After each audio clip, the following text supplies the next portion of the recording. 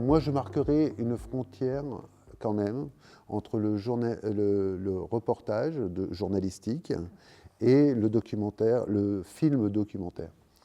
Le reportage journalistique est là pour, à mon sens, donner à voir une réalité objective sur un événement. Moi, personnellement, je ne crois pas qu'il y ait d'objectivité. Donc, moi, je pense que tout regard est subjectif et qu'on fabrique le réel. Et que sous couvert d'objectivité, CNews nous informe sur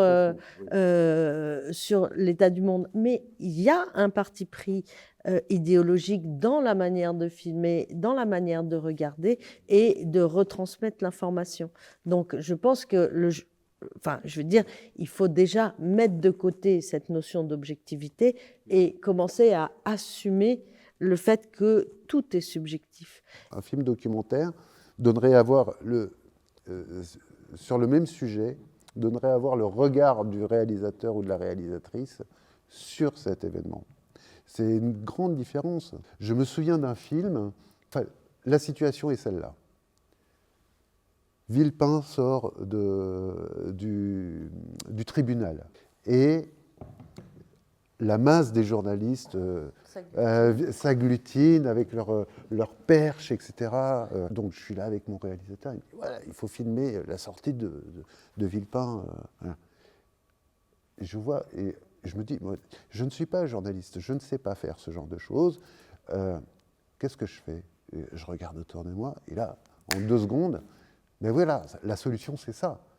Je vais à l'autre bout du parvis, je monte sur un morceau de pierre, et là je filme la masse des journalistes, l'agitation autour de Villepin, qui, vu sa grande taille, sortait de cette forêt de micros qui était perchée sur lui. Et voilà, après de là, je commence à découper, je prends un plan large, je prends un plan serré, je trouve un plan de côté pour avoir un petit plan de montage, voilà. Et en fait, je donne à voir la situation dans laquelle il se trouve. Villepin sortant du tribunal se fait interviewer par une horde de journalistes. Voilà. Je ne suis pas journaliste, je n'ai pas besoin d'être au milieu d'eux. Vous voyez ?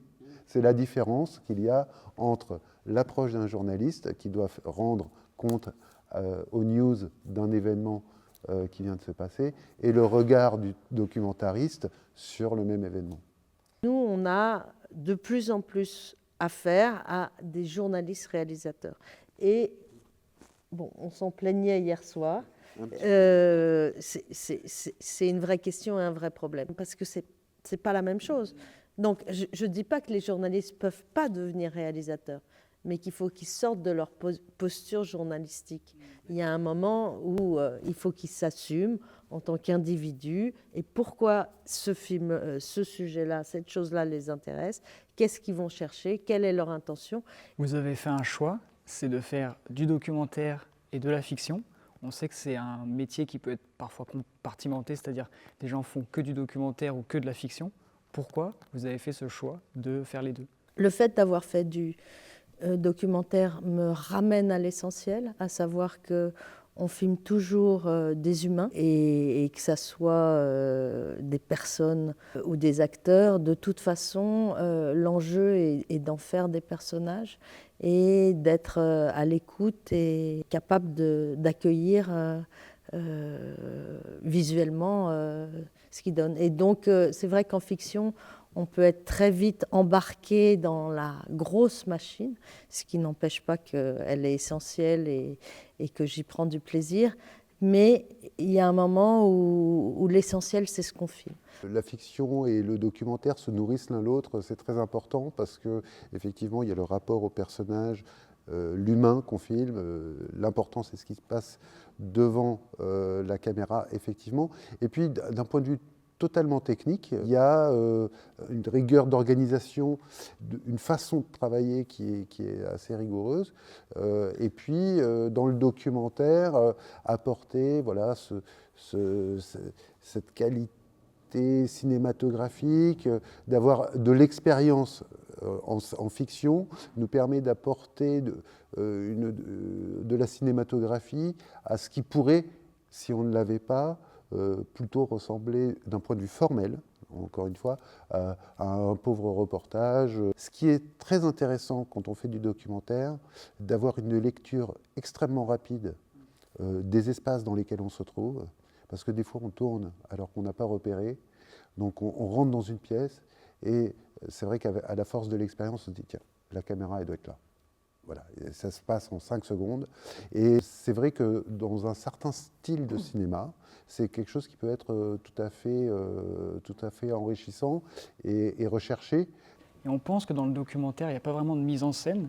Et vous nous avez rappelé dans la table ronde que si, en fait. C'est scénarisé. Comment vous basculez comme ça à chaque fois, de l'un à l'autre? Il n'y a pas moins de maîtrise en Voilà. documentaire En fait, qu'en il n'y a pas de fiction. différence alors. Non, Il moi, n'y a je pas crois moins de pas. maîtrise du fait qu'on est seul et qu'on ne peut pas déléguer un certain nombre de tâches. Ça nous demande une grande maîtrise. Plus d'acuité, plus de présence et de concentration. On est très mobilisé. Une journée de tournage en documentaire est épuisante. Si vous deviez garder une seule raison pour laquelle vous aimez par-dessus tout le documentaire, ça serait laquelle? Moi, je dirais, c'est partir à l'aventure avec des copains, traverser le monde pour aller faire des rencontres incroyables. Cette nécessité de questionner le monde et de comprendre les autres et d'aller à leur rencontre et toujours essayer de m'ouvrir encore plus et garder vivace une capacité d'émerveillement et d'ouverture aux autres et au monde, pour moi c'est absolument essentiel. Merci beaucoup. Merci à vous. Merci à vous.